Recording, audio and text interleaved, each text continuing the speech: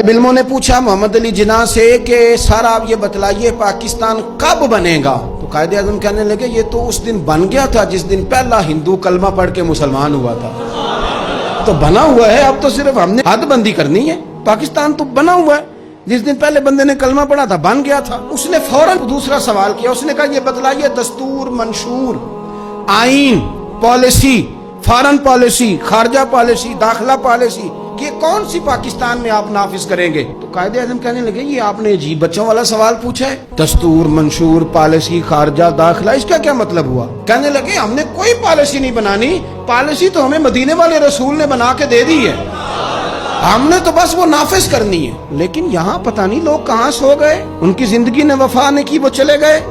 यहाँ आज ब्यूरोक्रेट को खतरा है कि दीन नाफिज ना हो जाए, ताजर को खतरा है कि दीन नाफिज ना हो जाए, इतनी दौलतों का हिसाब देना पड़ेगा। यहाँ बहुत सारे वडेरों को, जागीरदारों को खतरा है कि दीन नाफिज ना हो जाए, चलो मुझे क्या लेने दो। बड़ी बड़ी गद्दी वालों को खतरा है कि कहीं दीन ना नाफिज हो जाए, पीरों को खतरा है, मौलवियों को खतरा है, ये नाफिज हो गया तो मेरी पुजारों का भी मुझे हिसाब देना पड़ेगा। इंशराह सदर ही नहीं, हम मुखलिस ही नहीं इस काज के साथ। मैं बड़ी खुले दिल के साथ बात करता हूँ कि अगर ये सारे गद्दियों वाले भी जो बहुत सारे असेंबलियों में बैठे होते हैं और अपने अपने लीडरों की तारीफें कर रहे होते हैं, तुम बुजुर्गों की औलाद हो, तुमने बुजुर्गों के नाम पर वोट लिए, इज्जतें पाई, और आके सियासी लोगों की तारीफ करते हो, इससे आधी तारीफें भी तुम मदीने वाले रसूल की करते तो तुम्हारी दुनिया भी बन जाती और आखिरत भी बन जाती। तुमने पैदाइश कहाँ की, खाया किसका और तुमने निभाया किसके साथ, इस कदर देरोंगी।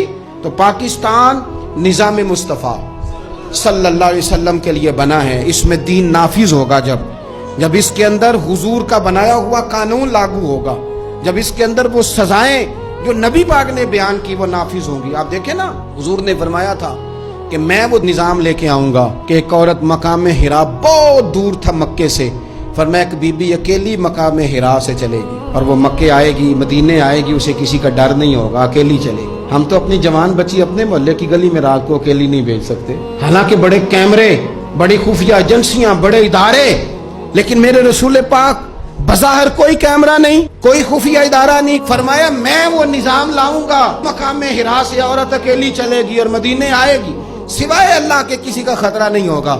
जनाब अबू हुरैरा कहते मैंने सुन लिया था, मैं मुंतजिर था कि वो वक्त आए। फिर जनाब उमर का जमाना, एक बीबी आई, वो ऊंट पे बैठी है और अपनी गोद में उसने गठड़ी कपड़ों की रखी है। फरमाते हैं जब मस्जिद नबी के बाहर उसने ऊंट बिठाया, मैं नहीं कोई और बात कर रहा था, पूछा कहाँ से आई हो? कहने लगी मकाम हिरा से।